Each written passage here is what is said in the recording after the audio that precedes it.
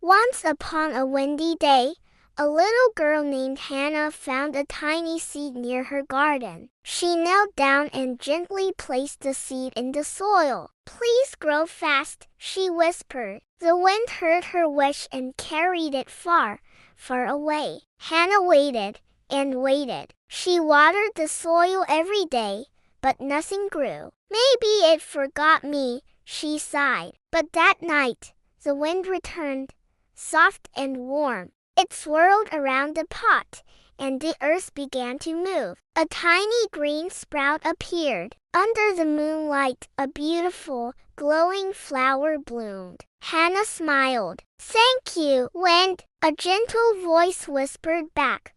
"Wishes grow when you care." And from that day on, the wind and the girl became the best of friends. Let's learn some new words. Seed, the small part that grows into a plant. Wind, moving air. Flower, the colorful part of a plant. Grow, to become bigger or taller. Wish, to hope for something. Thank you for watching. Don't forget to like and subscribe for more stories.